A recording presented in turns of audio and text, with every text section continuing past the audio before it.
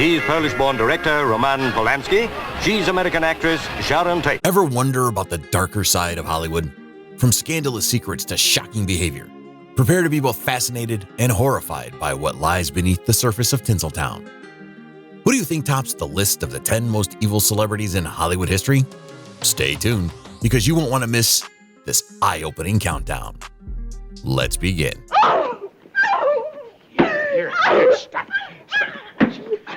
Yankees to see you last. Take your hands on me, you skunk! Number 10. Clark Gable. Clark Gable had a lot of secrets. It was filled with threads of scandal and intrigue, renowned as the King of Hollywood. He didn't ascend to his throne without stepping on a few toes along the way, you know. While the world remembers him as the iconic Rhett Butler from Gone with the Wind, those who knew him intimately understood that his legacy was far more complex. Gable's reputation as a womanizer was as legendary as his acting talent.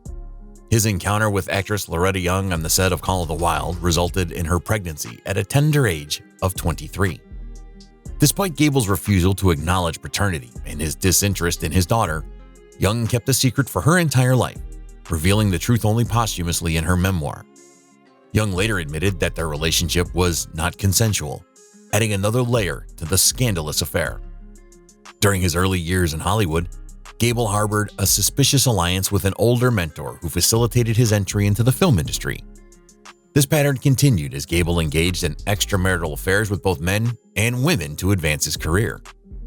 Notable among his liaisons were star William Haynes and wealthy actress Pauline Frederick, who not only secured him a part in her play, but also lavished him with gifts, including a car. As Gable's romantic escapades unfolded, his marriage to his first wife, Josephine Dillon, faltered, ultimately leading to their separation in 1929. Undeterred, Gable still pursued his ambitions with relentless fervor, securing his first film contract and embarking on affairs with affluent women like Maria Langham, who was 17 years his senior. His relationship with actress Marion Davies added another chapter to his scandalous romantic history. Even with his romantic entanglements, tragedy struck during the filming of Red Dust, casting a shadow over Gable's life. The sudden death of Jean Harlow's husband under suspicious circumstances rocked Hollywood, fueling speculation and scandal. Let's move on from that and talk about something more intriguing. Despite his on-screen charisma, Gable's personal hygiene became a subject of discussion, particularly his notorious halitosis resulting from dental issues and heavy smoking. Vivien Leigh, his co-star in Gone with the Wind, famously lamented the experience of kissing him on set, citing his foul breath as a significant deterrent. Nevertheless, their on-screen chemistry captivated audiences, earning acclaim and awards for their performances. The behind-the-scenes drama and controversies surrounding Gable's life and career add layers of complexity to his persona.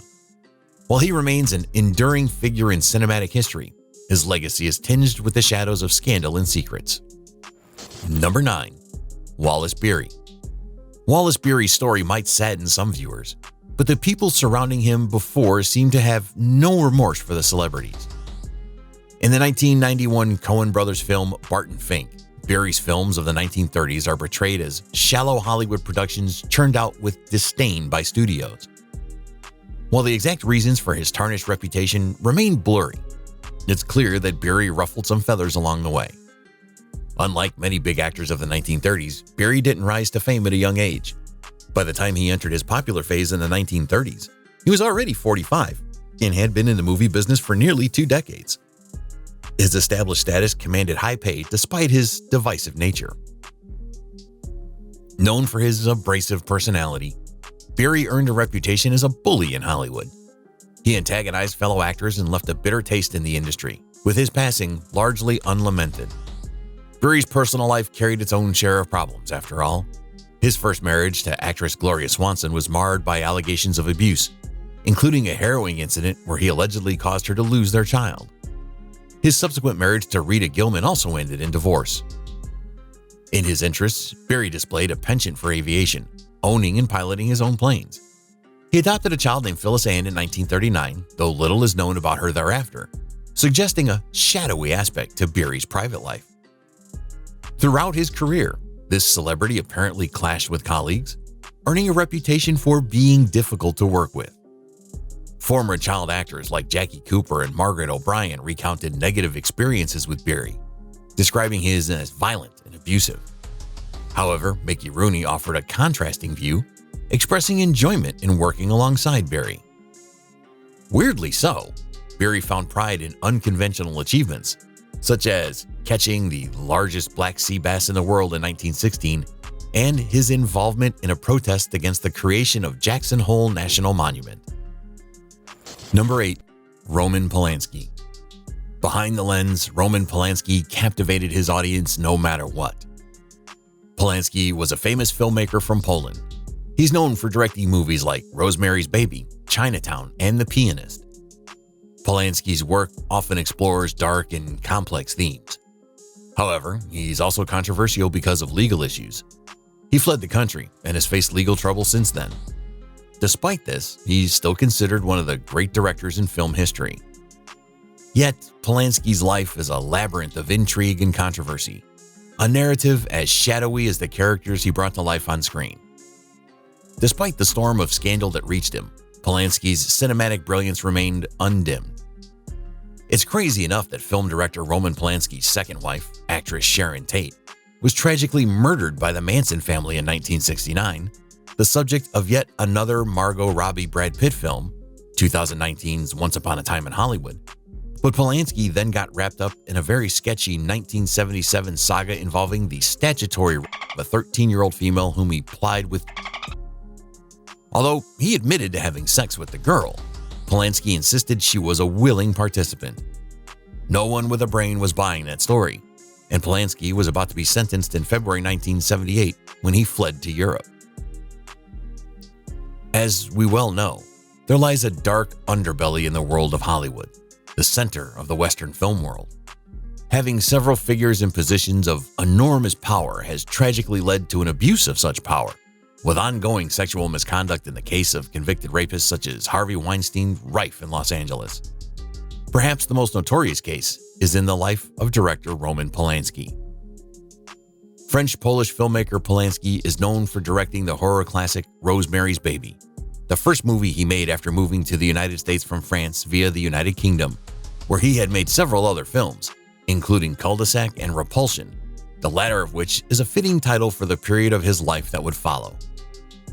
Palansky's wife, actor Sharon Tate, was murdered in 1969 when she was heavily pregnant by several members of the Manson family. However, the trauma he suffered is, of course, no excuse for the horrific sexual abuse crimes he committed in the 1970s against a then 13-year-old girl named Samantha Gailey. In March of 1977, Palansky was charged with Gailey. The charges included rape by use of sodomy, perversion, performing a lewd and lascivious act on a child under 14, unlawful sexual intercourse with a female under the age of 19, and giving a controlled substance to a minor. The incident arose when Palansky asked Gailey's mother if he could take pictures of her daughter for an edition of French Vogue. Gailey later claimed that she felt uncomfortable during the shoot, especially when Palansky asked her to remove her clothes.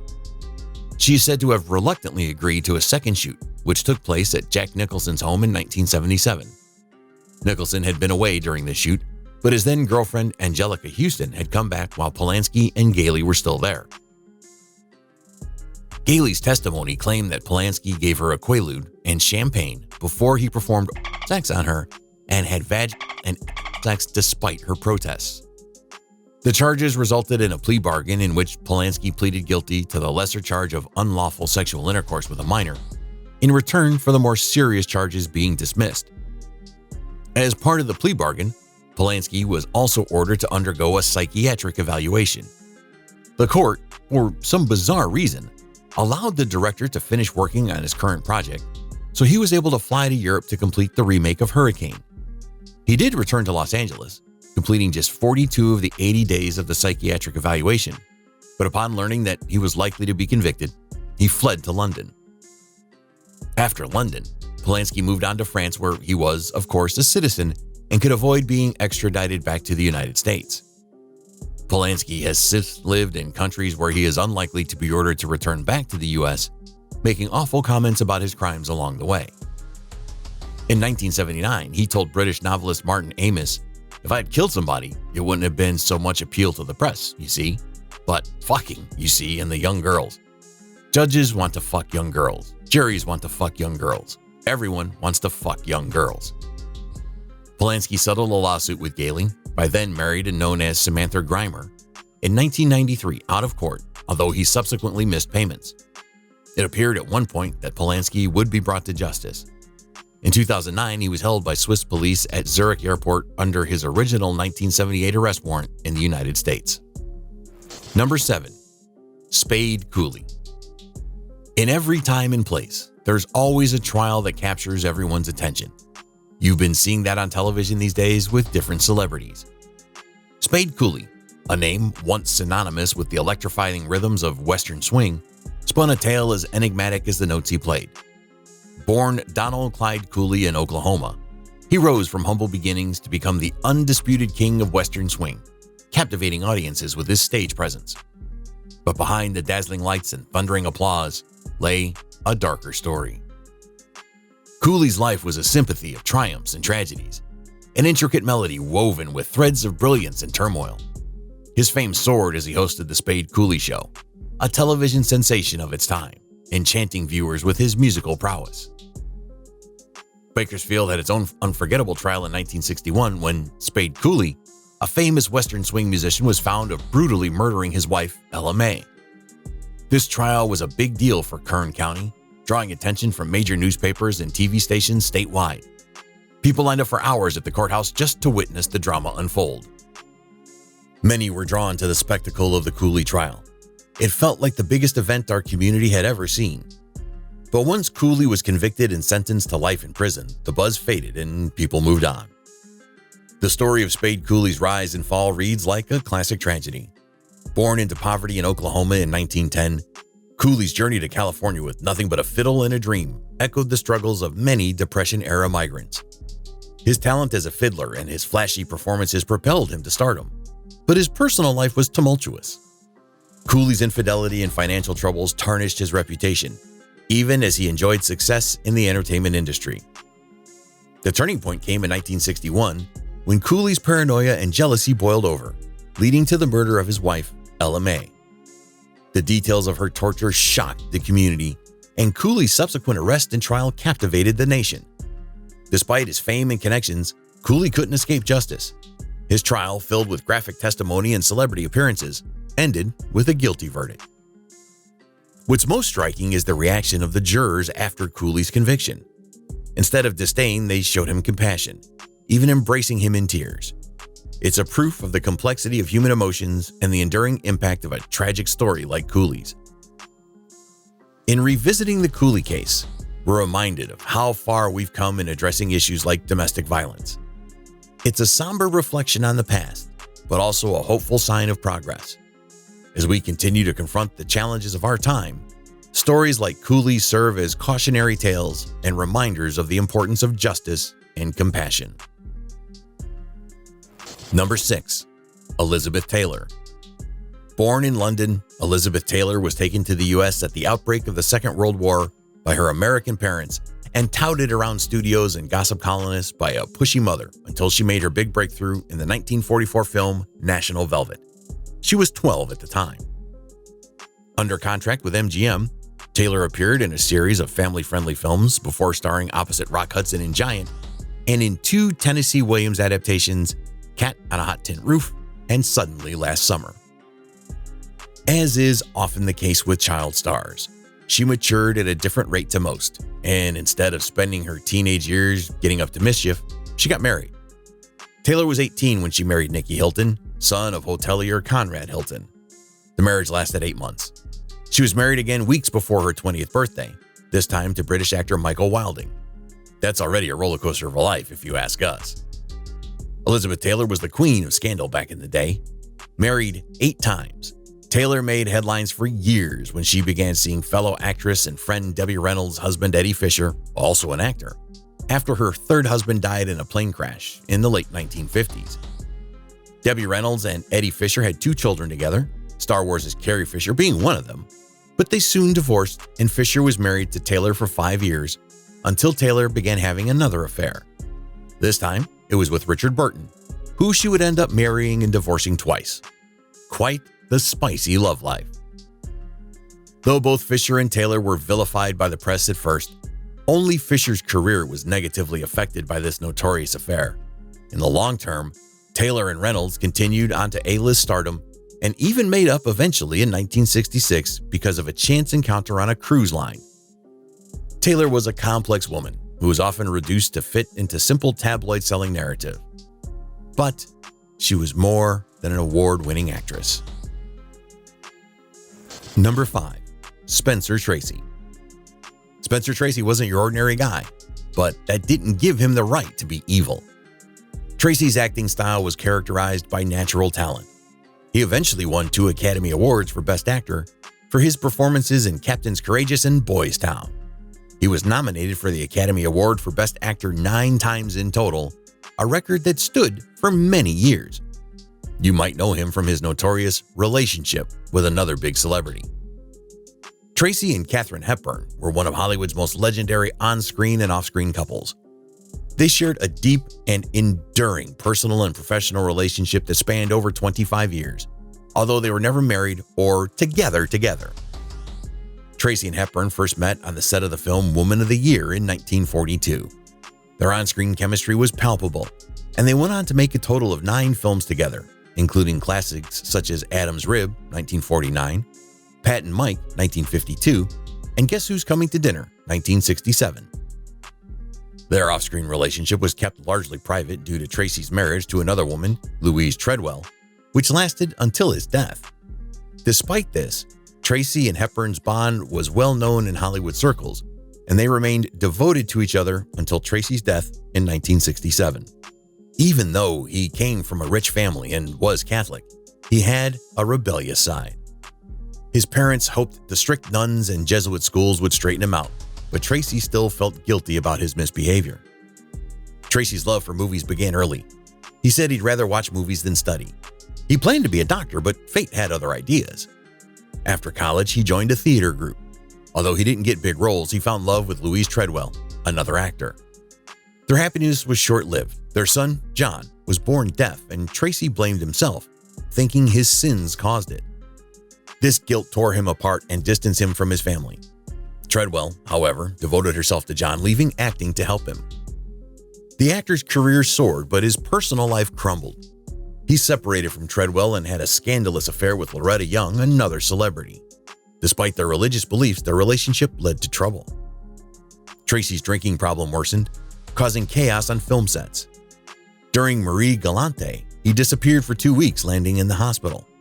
Fox Studios sued him for $125,000, adding to his career woes. Despite his talent, Tracy's inner demons often overshadowed his achievements.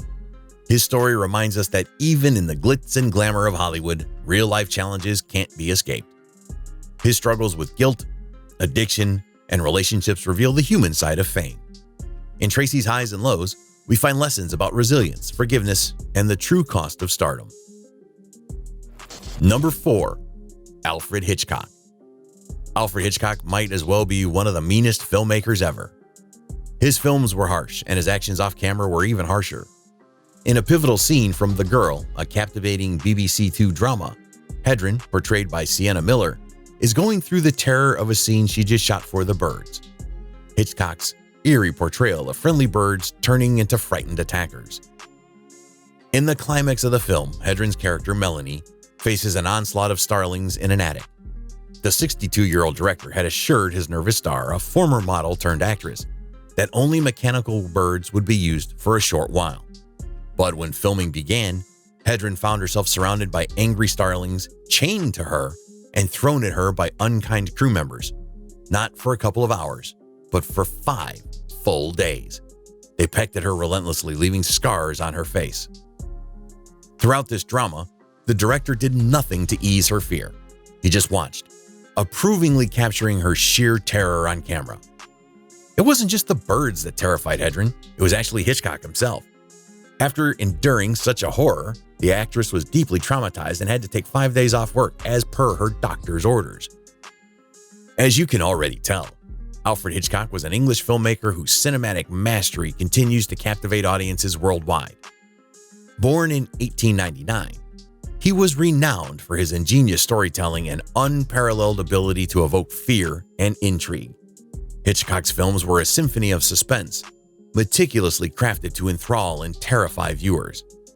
He possessed an uncanny knack for weaving intricate narratives, delving into the depths of the human psyche with unparalleled finesse. From the eerie shower scene in Psycho to the dizzying heights of Vertigo, each frame bore the unmistakable imprint of his genius. What set Hitchcock apart was not merely his storytelling prowess, but his innovative techniques. He pioneered the use of suspenseful music, dramatic camera angles, and breathtaking visuals to orchestrate tension like no other filmmaker. His cameo appearances in his own films became a hallmark, adding an enigmatic allure to his persona. Why did Hitchcock treat the star of The Bird so cruelly? The Girl, penned by Gwyneth Hughes after conversations with Hedren and surviving crew members, suggests that Hitchcock's cruelty stemmed from his particular form of affection. The director had various odd fears, including eggs and the police, possibly rooted in a childhood incident where he was briefly locked in a police cell for misbehaving. This left him with a lasting fear of authority and false accusations, themes evident in his films. Hitchcock was also known for his pranks. During 39 Steps, he pretended to lose the key to handcuffs binding actors together for a whole day. However, some of his jokes were excessively harsh. Actress Elsie Randolph, revealing her fear of fire, found herself locked in a telephone box with smoke filled the air during the filming of Frenzy.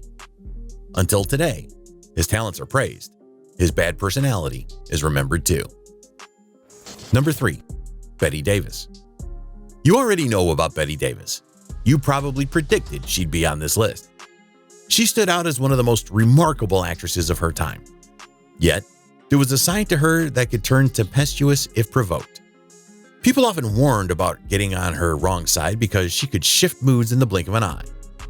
Off-screen, Davis was equally captivating, with a reputation for her sharp wit, fiery temper, and unwavering dedication to her craft.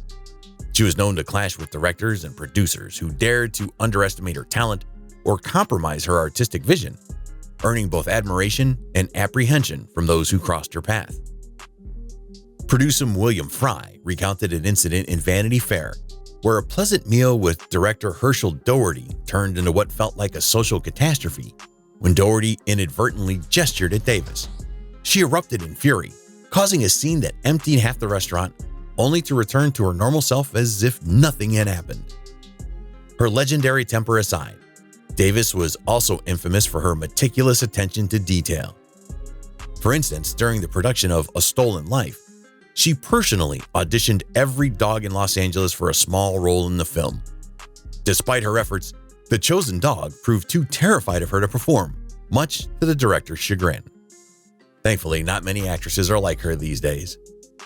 One cannot overlook her infamous rivalry with Joan Crawford, which reached new heights during the filming of one movie where Davis allegedly schemed to have Crawford fired. It showcased not just her talent, but also her cunning nature.